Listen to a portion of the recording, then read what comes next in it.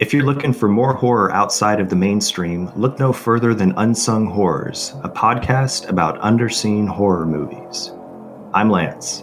And I'm Erica. Every other week, we'll cover a horror movie with fewer than 1,000 views on Letterboxd. We'll even give you double feature recommendations to pair with the movies we discuss. From gothic to shot on video, from slashers to comedies, from giallo to J-horror, we'll cover all the subgenres. So join us as we unearth these hidden gems of horror. Follow us on Instagram, Twitter, and Facebook, all at Unsung Horrors, available wherever you listen to podcasts. And part of the Someone's Favorite Productions podcast network. Hello and welcome to Tumbleweeds and TV Cowboys. My name is Hunter. In this podcast, I'll be joined by a different guest each week to discuss a classic Western movie or TV show. I've been a fan of classic Westerns for as long as I can remember, and in recent years, they've become very nostalgic for me. I love the aesthetic, the tropes, and I love seeing different filmmakers' takes on them. At their best, they're incredibly entertaining, rewatchable, and some of my all-time favorite movies are Westerns. We'll mostly focus on Western movies made in Hollywood, but we'll also be covering spaghetti Westerns, and one thing I'm very excited to get into are Western TV shows. I've got some amazing guests coming on the show, film professors, historians, and podcasters. And Tumbleweeds and TV Cowboys is part of the Someone's Favorite Productions podcast network, and many guests on the show will be from other shows on the network. Thanks for listening.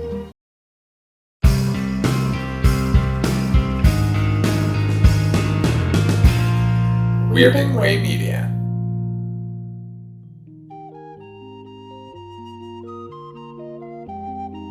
Night, Mr. Walters. You see that guy over there? No, he's an actor. The guy on the phone? He's a prize fighter. Me? I'm a cab driver. I'm the only cab driver in this place. Good evening and welcome to Night, Mr. Walters, a taxi podcast. I'm HP, your co-host, and with me, as always, is my co-host, Father Malone. Father Malone, how are you this evening? HP, I used to know a guy like you. I'm just letting it hang out there. We'll fill you in on the significance of that quote in a little while. We're talking Taxi Season 3, Episode 2. It's Tony's Sister and Jim. This is written by Michael Leeson and directed by the one and only James Burrows. Reminder, we're doing these shows in broadcast order and not in order of filming. So we start off this episode in Louis' cage. I was actually delighted because Jeff is there, and I just love Jeff. I think he's fantastic. He's got dialogue too. Always great. A sweaty Louis gets a rightful reproach from Jeff when he asks Jeff to fan him. Like apparently it's very hot in the cage. It must be like... I love this exchange because we've only ever seen Jeff sucking up to Louis in the past. And here he kind of gives it right back to him. Like, oh, I forgot my palm frond back at my hut. Yeah. Why do we go right to racism? Like, what is this exchange between these two? Why haven't we spent an entire episode with these two characters? A gleeful Elaine hustles into the garage and goes over to Alex and Bobby. Side note, Bobby is continuing his preppy look from the last episode. He has another purple cable knit sweater over what looks like a felt blazer. What did you make of that? I didn't make a lot of it. I joked in our last episode that Clark Honus from the Blue Jean Committee was in charge of wardrobe this season. And I'd like to point out, I'd like to digress because the wardrobe is making me so angry this season. I'd like to point out that, HP, did you know that the Blue Jean Committee, even though they're known to be from Chicago, originally were from Northampton, Massachusetts? I do remember that. Yeah, they performed that great song, Massachusetts Avenue. They absolutely did when Jason Segel was part of the... it was great. The band, yeah. That felt like the classic 10-1. We don't give a fuck. Let's give... Fred Armisen special. Yeah. Let's give Fred Armisen his, because he loves these musical bits. I rewatch that probably once every 2 or 3 months. I love that sketch. It's great. That is my second favorite sketch of the entire run of documentary now. Only second to the test pattern parody of Stop Making Sense. I will disagree with you there. Blue Jean Committee is still top 3 or 4 for me, but I think number 1 has got to be Co-op with Mulaney. That is super specific as well. Yeah. Yeah. All the music are one of the best bits of documentary now, really. Yeah. I don't like this trend. They're giving Elaine absolutely nothing. in these first couple of episodes, and this is no different. She is bursting to tell the guys, the cabbies, something about her kids, but they shut her down. It's Oh my God. weird. Like, this is, again, like, what are they doing this season? Are they just making fun of the fact that they just keep regurgitating the same plots over and over again? Because here she is, like, here, I wanted to, hey guys, you know how it's worse than that, because she's like, hey, you know how I never talk about my kids? And like, yeah, we thank you for not doing that. Well, I want to tell you about my kids. Oh, get out of here, Elaine. Like, this weird vaudeville kind of bullshit just so they can get her over to Latka. So it's all set up for a Latka joke. Like, they don't need any of this setup. She's acting like an imbecile 2 episodes in a row now, just like this ebullient, I don't know, just like excited bullshit. Like, here's some random thing we can shut down or comment on and get us to the next fucking scene.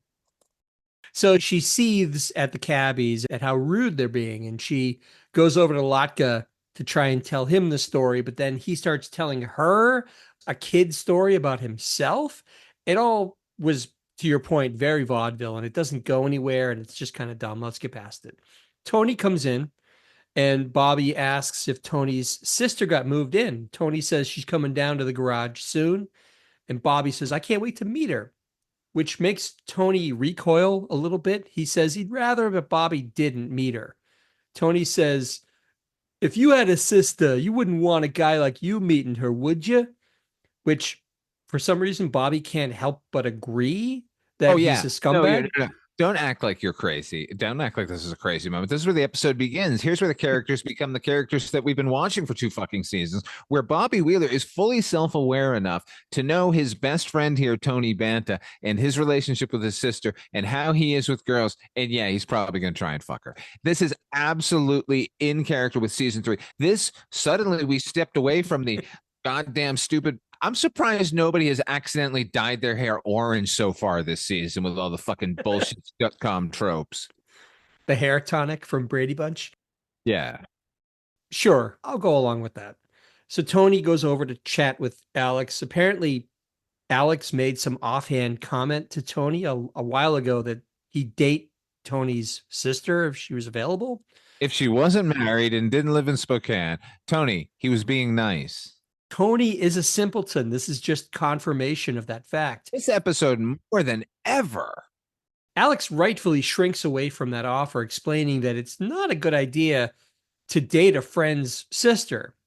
But weirdly, Tony goes on to give Alex permission to sleep with Monica because he knows Alex would always do the right thing. This is just, it's like he got hit in the head or something. It's weird. This is like I don't even know what this is, because I would say this is some sort of weird throwback, but the permission to fuck your sister is like, what is happening, Tony? Are you okay? Is he having a flashback? I think he's having a stroke or something. It's like he's patting himself on the back for what he's doing for his sister, like making this all possible. But everybody, rightfully so, is pretty mortified by everything that Tony does in this episode, including Alex. I'm telling you, he's back in the jungle for this entire episode, man. he's having a flashback to Nam. There was a time in Nam where he was running naked through the jungle with a head full of LSD, and every woman he saw was Monica, and he had to save her. Latka overhears Tony basically pimping out his sister. And it is actually, I thought this is kind of funny. He actually asks Tony if part of the episode, maybe. Yeah. No, not the best, but it's really good. It's good. He asks Tony if he can have a crack at her. That's what he says. Yeah. Can I have a crack at your sister? What I love about it and about Latka's interactions in this episode is we know, just because we're familiar with Andy Kaufman and his persona, we know there's a darkness to Andy Kaufman, but you rarely get to see that with Latka. And the fact that he actually uses those words, could I have a crack at your sister too? It's kind of like Andy Kaufman peeking from behind the veil and making a joke. It was great. I loved it. And it's not uncommon for him to do that. We've seen Latka like sort of wise up and be the smart person in the room. Like I'm not this innocent naif. Like I get concepts. Like, why are you treating me like an idiot? So I wrote in my note here, Latka's on fire, because not only does he say, can I have a crack at her? He then says, like, who are we fooling? I would marry her. Tony gets annoyed at Latka butting in, and he takes Alex upstairs to chat in private.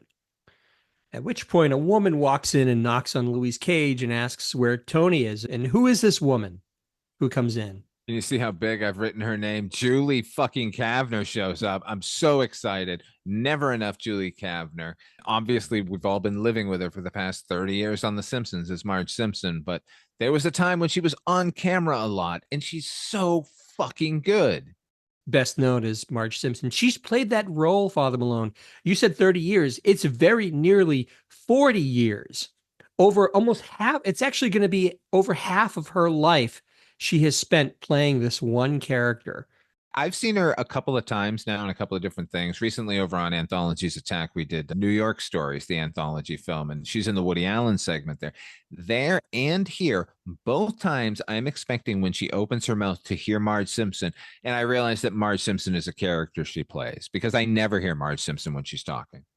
It's crazy. Look at her IMDb, and it's just dominated by Marge Simpson. She played her in a video game and the Simpsons movie and all these different projects and stuff.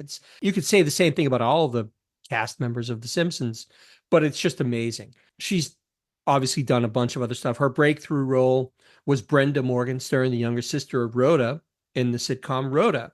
You already mentioned this. She's been in a bunch of Woody Allen movies. Fun fact, she was in a relationship with Taxi co-creator David Davis, who also co-wrote the premiere episode Like Father, Like Daughter. She was in a relationship with him until his death in 2022 at the age of 86, although it was unclear if they were actually married. Some reports had them married, some said they never got married. One thing I found remarkable in doing a little bit of research around Julie Kavner is I always assumed that she was a native New Yorker. Not the case.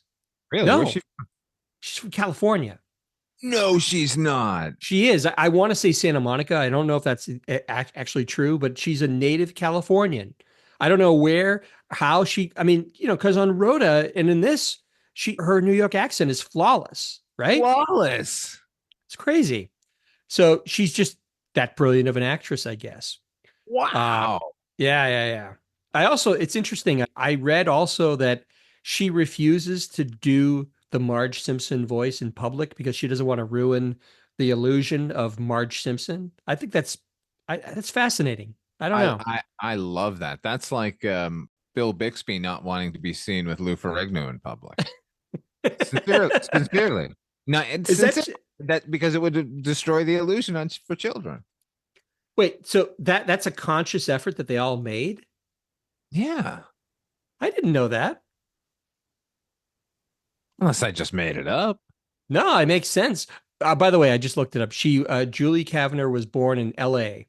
She's a native Los Angelino. Wow. So, there you go. Where did she go to high school?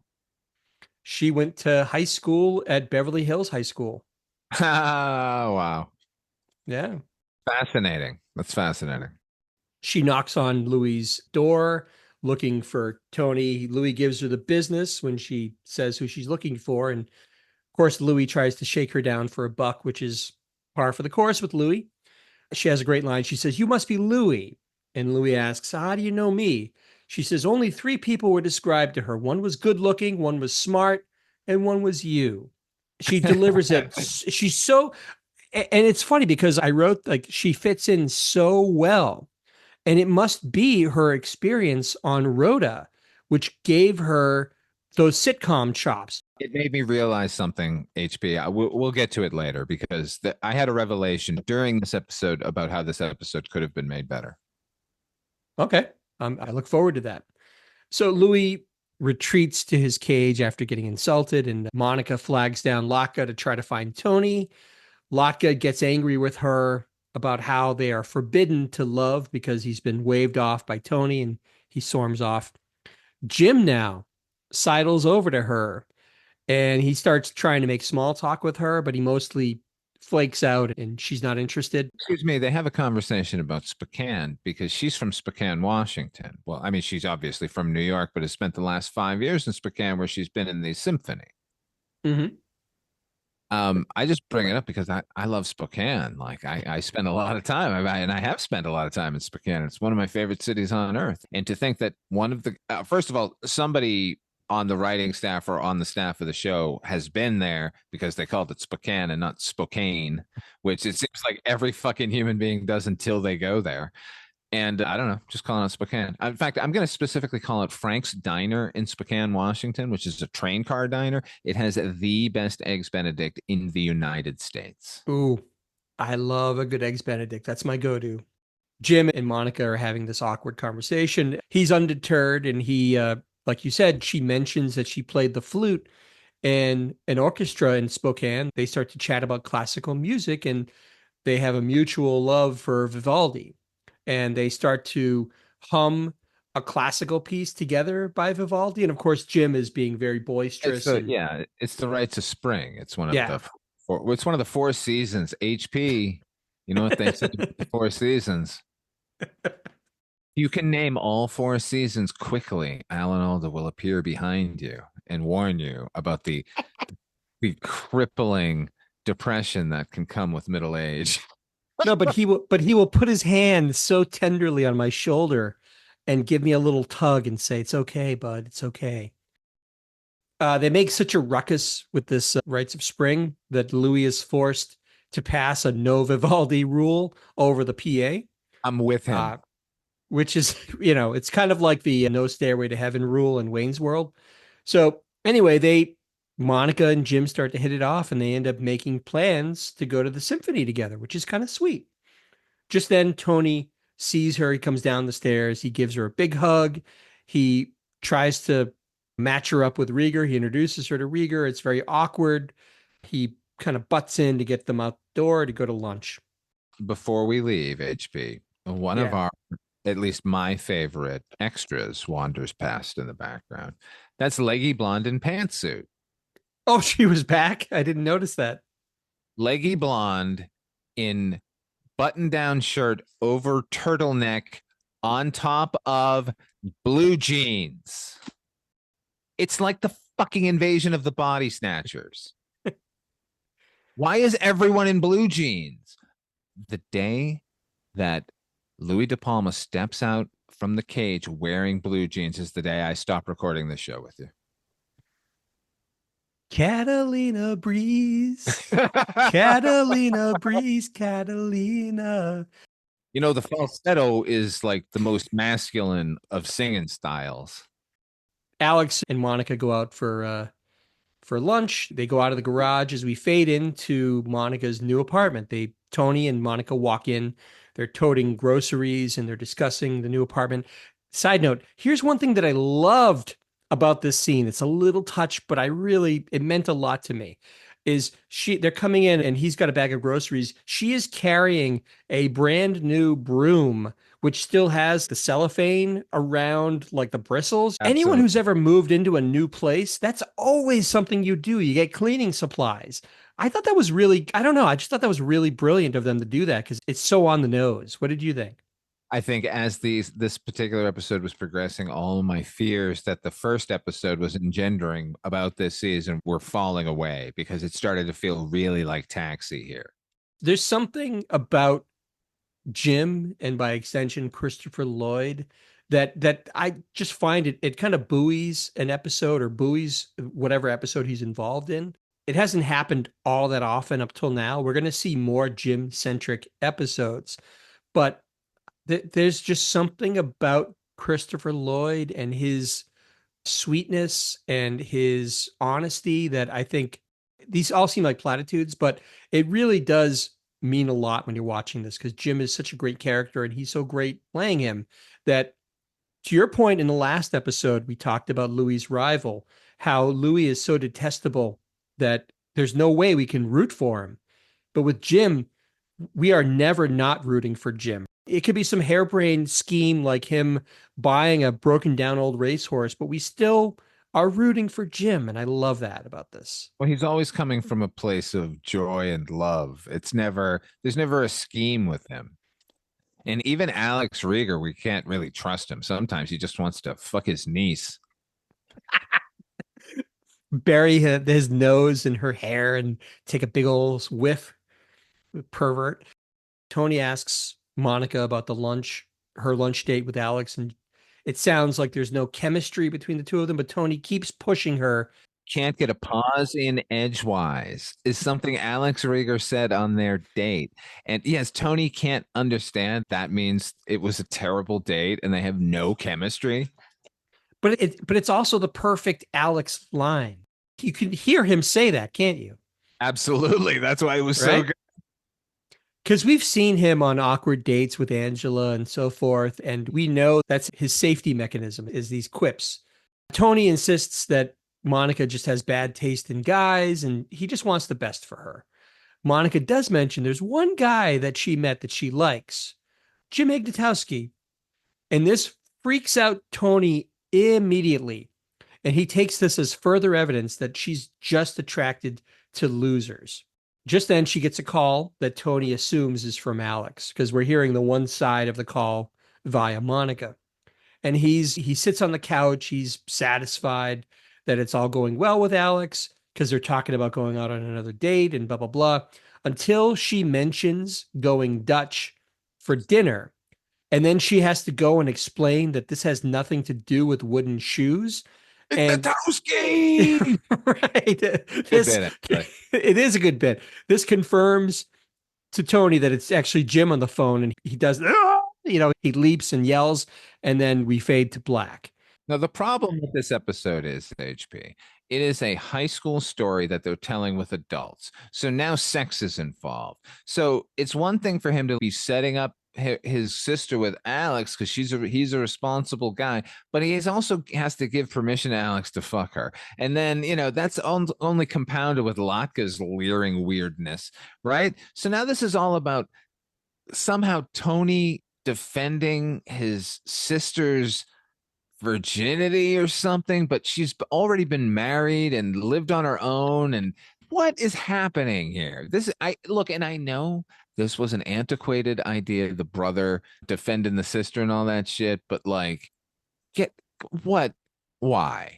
1980s? It's not as if she's incredibly young and naive. I mean, we're led to believe that she's probably in her 30s, I would guess. So and she's been married already. She was married for 5 years to some guy in Spokane, and here she is back in New York, putting her life back together. So it's not as if she's crying out for somebody to take care of her and show her the ropes in New York. She's very capable of that. She made that clear, and Julie Kavner plays her that way. I don't know. None of this does anything to make me feel any sort of affinity for Tony. I don't like him anymore by what he's doing here. It's only making me hate him even more. The simpleton.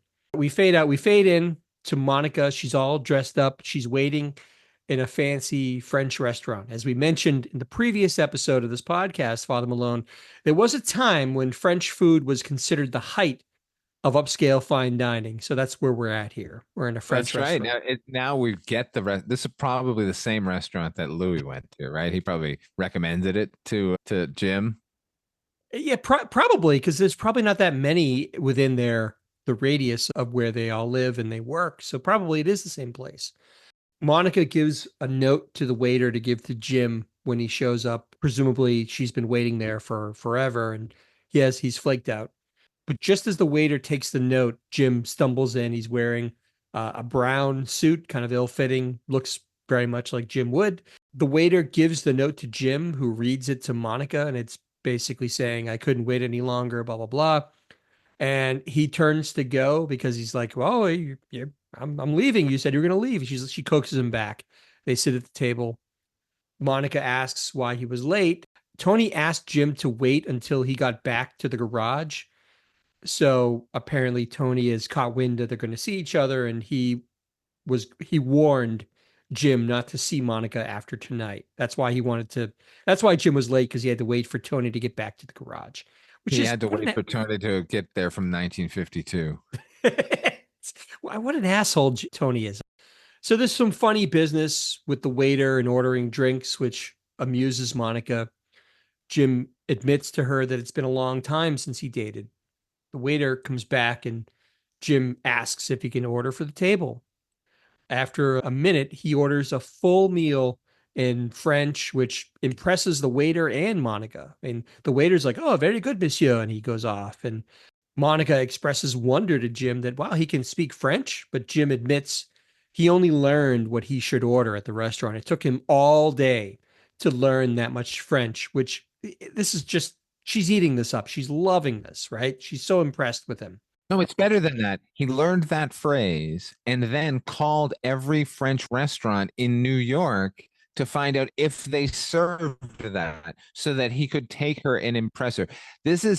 She's eating it up because it's a fucking effort. Like, this is almost an antidote to the previous episode where Louis' response to losing a girlfriend is to do fuck all. Here, it's like, this is a getting to know you date, and he's going full out. I love him, man. He's essentially worked backwards. He's learned what to order. Now he has to go back and find a restaurant that actually serves all of those dishes that he learned French for. So it's beautiful. They have this moment together that this brings them closer together. I think she even puts her hand on his hand, which kind of gives him a thrill. Jim asks if he can still see her, and she agrees, but only if they agree not to tell Tony they're going to see each other. And like I said, she holds his hand.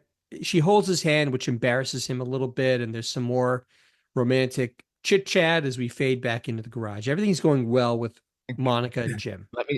Let me just say that there are some close-ups of Christopher Lloyd here where he's looking at her from across the table, and he's so charming and so youthful, and you get it, you know? Like, we've seen him be every kind of wacky character known to man, but like, this is kind of Doc Brown, Back to the Future Part 3. It's the romantic one, but even more so because this is a guy who's with it when he wants to be, when he needs to be. I don't know. I just love seeing him when they give him something to do. No, I'm glad you mentioned that, because Back to the Future 3, for whatever criticism people like to levy against it, the thing that I think that I probably loved the best about it was that they gave Doc Brown a romantic love interest. And when I think about it, I don't, Christopher Lloyd, I don't know how many opportunities he's had to be a leading man, to be somebody who woos the woman and who can be that romantic lead. And I think he's fantastic. It's a real shame. It's a drag he didn't get more. Yeah, that's the only thing that came to mind is Back to the Future 3. And by the way, that's the only part of that movie that I enjoy. I mean, it's not like he didn't work steadily. It's just he never got, he rarely got too busy being an eccentric, because the guy's a fucking eccentric, apparently. He is. Maybe it's just not something that he feels comfortable playing. I don't really know, but he works wonderfully here. And I wanted to see the love life of Commander Cruz. Is this where you do Kevin Pollak as Christopher Lloyd? Oh. Nope. I'll do John Larroquette. I'll do the John Larroquette if you want. No, not or the guy John Shuck. Is that who we're talking about? No, we've run all the juice out of John Shuck. So we're back in the garage. Tony enters and starts talking to Jim, and Jim's a little startled because I think he's walking on eggshells, trying not to let the cat out of the bag. It's evidently been a couple of weeks since Tony had to wave Jim away from dating his sister. And in a rare, I don't know, bit of candor, Tony apologizes to Jim. And he says, Jim, if you're still feeling sore, then you can plant one right in my face, right? God. It's like, this is all the worst of Tony Banta in this episode. Like, this is him trying to ameliorate the situation. Just more of the same caveman goddamn nonsense. Punch me in the face because I told you can't see my sister. What year is this? He's done that a bunch of times. He did that, I think, several times with Bobby. With Bobby? Yeah, punch me, Bobby. Like, yeah. No one wants to punch you, Tony. But the wording is very important. He says, plant one right on my face. And he kind of even adopts a little boxing stance. The joke is good, sure. The joke is great, and no one could pull it off like Jim could. So he, Jim is sort of stunned by this offer, and he basically kisses Tony right where he said, plant one right here. He kisses him on the cheek. Tony is obviously immediately freaked out, but Jim says, that actually made me feel better. So Jim walks away. For some reason, he casually mentions that he's going to see Monica. It's like I loved it. Where are you going to see Monica? Oops.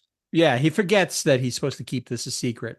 Tony lunges at Jim, like actually animalistically like lunges at him like he's gonna hit him. He's gonna kill him, man. Here we go. High drama. And now everything goes handheld and we're running through the streets of New York. Lots of close-ups of Christopher Lloyd's feet banging on the concrete. Oh my God, it's amazing. But there's this, it just reinforces the notion that for Tony, there's a thin veil between being savage and being a civilized member of society. And it's so preciously thin, this boundary between barbarism and civility, that it's just one snap of someone's fingers and he's an animal. All the goodwill they build up over many, many episodes of making him sympathetic goes out the window immediately when we get an episode like this. And now I don't trust him anymore. I don't trust him either. Alex intercedes. He stops Tony from beating up Jim. And he says, let's go to Mario's and cool off over some beers. But Tony wants to go over to Monica's place while he's still got a full head of steam. Alex goes on to point out that no one, not Jim nor Monica, has a problem with this. The only one who has a problem with this whole situation is you, Tony. And then Tony, unbelievably, he goes on to blame Alex for the whole thing because his lunch date with Monica went so bad.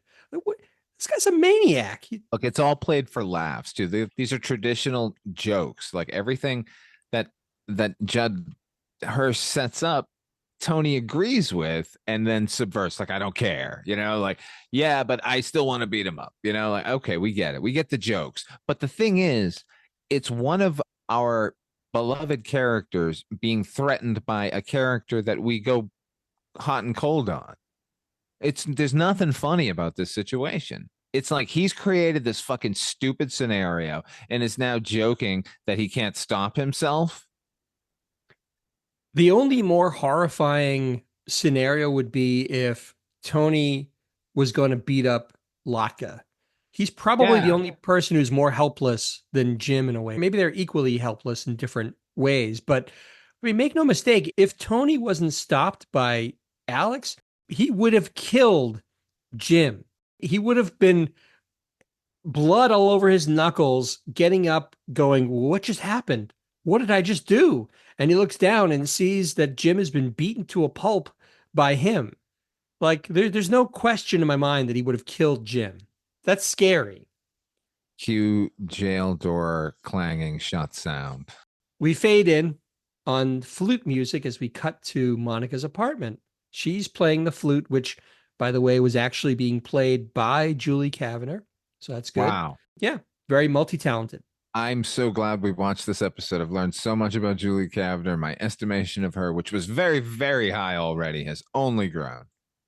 Absolutely. Jim is sitting next to her. He's blowing into a bottle, like doing one of those things. Yeah, jug band kind of thing. Like keeping time with her. Yeah, I mean, she's playing a classical piece, and he every once in a while goes, ooh, ooh, blowing into this bottle. But it's very sweet. Again, in stark contrast to Louis's idea of romance. Like, they're actually sitting, playing music together, having a sweet old time. It's very much what I would expect Jim to be doing. He's figured it out. He's figured out something fundamental that Louis will probably never figure out, right? That's this tableau of them playing music together and then him basically saying, this is the best. That's getting another yellow light at the end of this episode. HB. Yeah, it's beautiful. It really is. It's what you're saying too. It's something that fundamental that Louis can never understand. Like, that interaction with another human being is the best you're ever going to get in this life. Yeah. But of course, Tony barges in. He's got to break up this idyllic scene. He demands that Jim hit the road. He ends up grabbing Jim by the back of his neck and his kind of like the back of his pants, like by his ass. And he holds him there for a good long time. He's holding Jim up like a Wild West bartender that's getting ready to throw someone out of the saloon. Or like throw him down the length of the bar. Yeah, like he's literally holding him up. Now, here's my question to you, HB. Is he on wires? I don't think so. I looked for wires. But he definitely is wearing a harness, because this is the same subtle harness work that we've seen before when they strung Bobby up on the winch inside Oh, where yeah. he's wearing all this bulky clothing and everything. Although it's sewn into Jim's clothing a lot better, but you can tell there are kind of handles that he's holding on to. Yeah, because there's no way if he's holding the back of Jim's shirt, like behind his neck, there's no, like, it would have sagged down. Like, there's no way that his shirt would have supported all of that weight. Right. And he's flat as a board. Now, look, Christopher Lloyd might be a yoga enthusiast, a planking person before his time, but there has to be some sort of aid going on there, which is why I was wondering if he was on wires. I agree that he had some kind of harness on, but I think if I'm going to compliment Tony for anything in this episode, it's the fact that he holds up Christopher Lloyd for probably, it felt like a long, because the scene proceeds and he's giving dialogue and he's moving around the apartment holding Christopher Lloyd, never putting him down until a few minutes later. So that, I thought that was a very prodigious sight. Yeah, he's crossing the stage with him and Yeah. gesturing with him. So yeah, what's impressive is not Tony Banta, but Tony Danza in this scene. That's when I say Tony, I guess it's one and the same. It's Tony Danza. And he's delivering his lines without any sign of strain on his part. He's not doing this. He's just, I guess he's just that strong. No, Tony Danza is doing great work here, but Tony Banta's an asshole. Right. Yeah. So there are Tony and Monica are arguing all the while. Like I said, Tony is carrying Jim around like this Wild West character.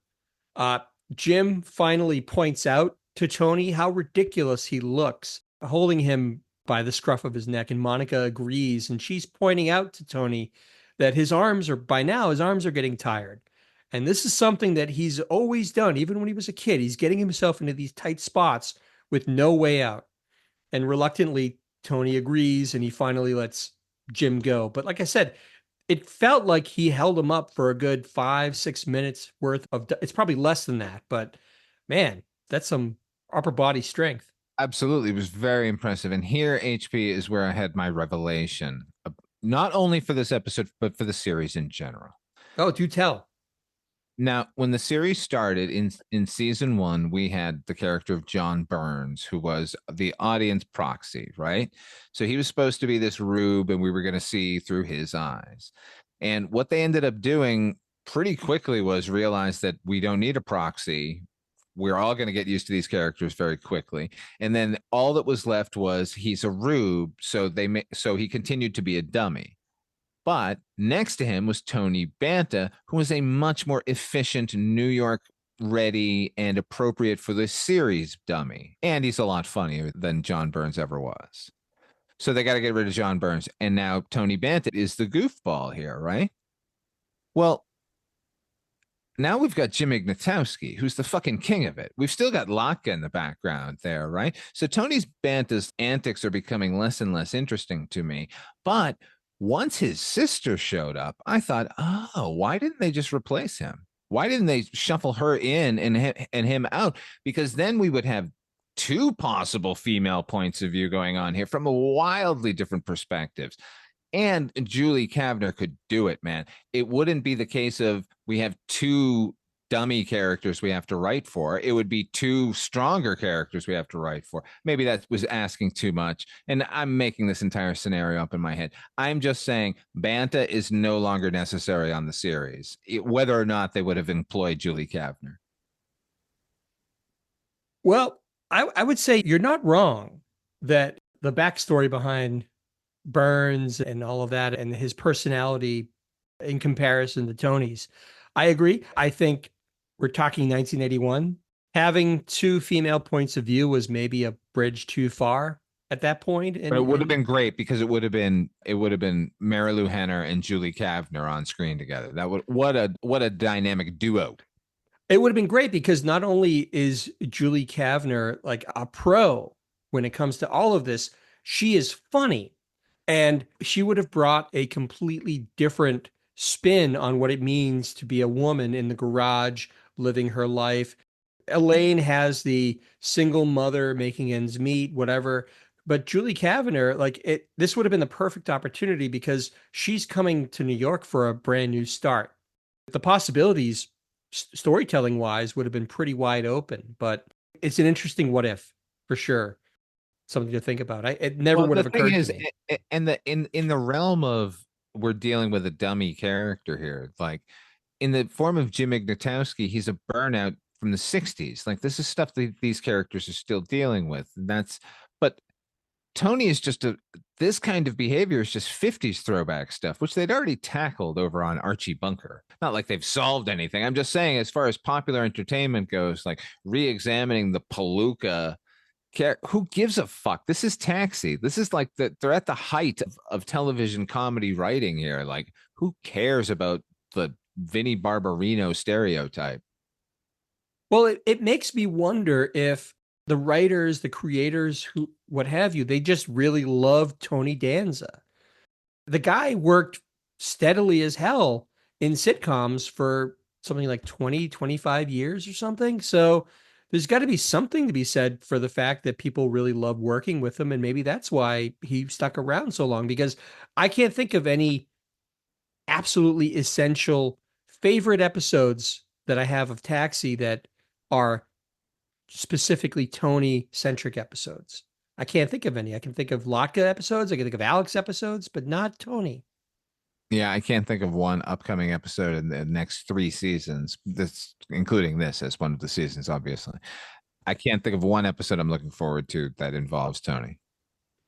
However, as you're saying, yeah, Tony Danza keeps working because Tony Danza is fucking phenomenally talented. Look, he can be kind of cheesy. There's no question about it, particularly lately. But doing the soft shoe, that clip you sent me. So why do they all have to become crooners? But here, like Vital Young Tony, I'm on the record of praising him. I love Tony Banta even for a long time, but now what we're in the tall grass now. There are raptors out there in the form of Carol Kane. There are heavy hitters on the way, man. I don't know. What are you going to do? It certainly would have been an interesting twist if they had taken his sister, and made her one of the focal points, or one of the cabbies. So finally, after they have some more conversation in this apartment, Tony eventually apologizes for busting in on the fun.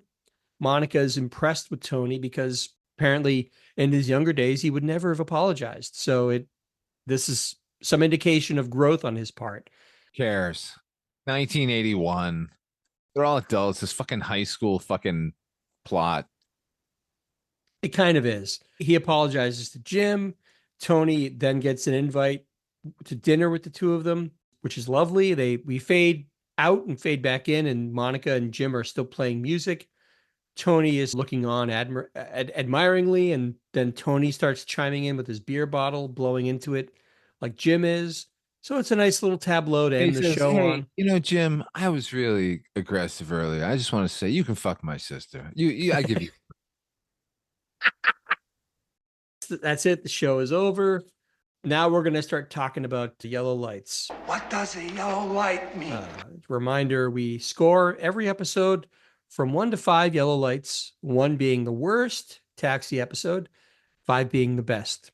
And as is our custom, I'm going to throw it to you, Father Malone, first. What do you give Tony's sister and Jim? Giving it 3 yellow lights. They're almost exclusively because of Julie Kavner. No,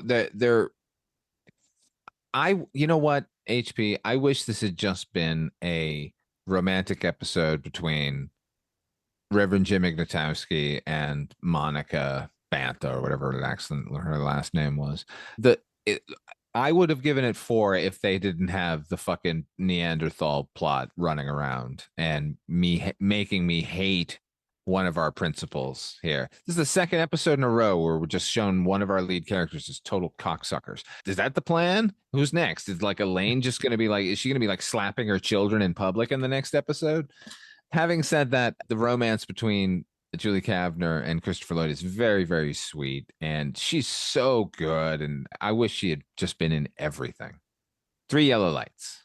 And for the second episode in the row, I'm in alignment with you, Father Malone. I gave it 3 yellow lights as well. It was a little bit of I was really tempted to go 4, but again, Me too.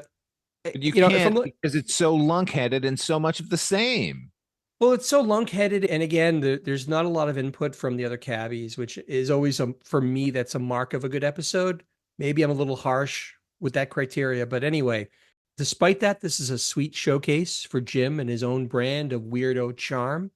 And as you've already said, Kavner is such a pro.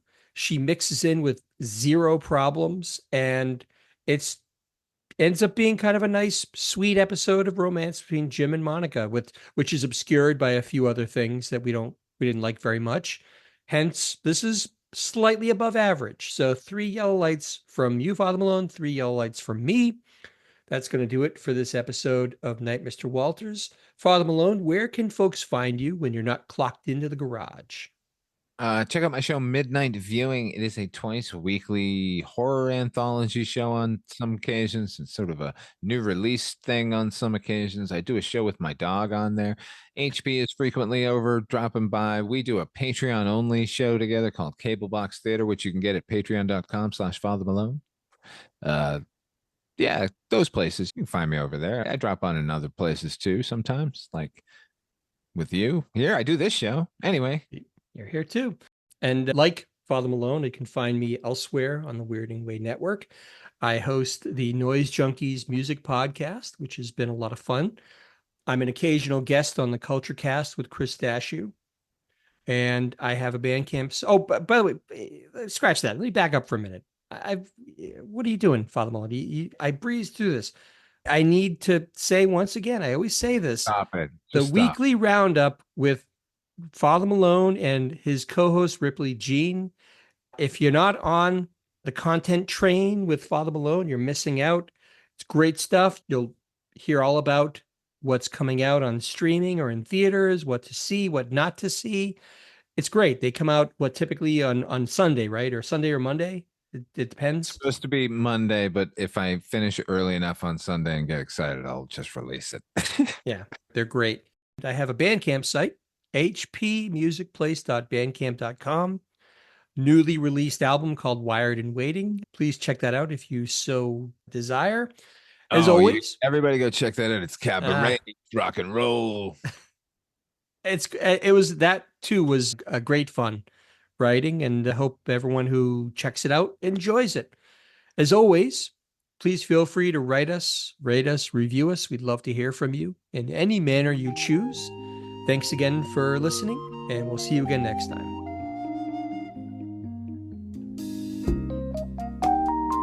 Night, Mr. Walters.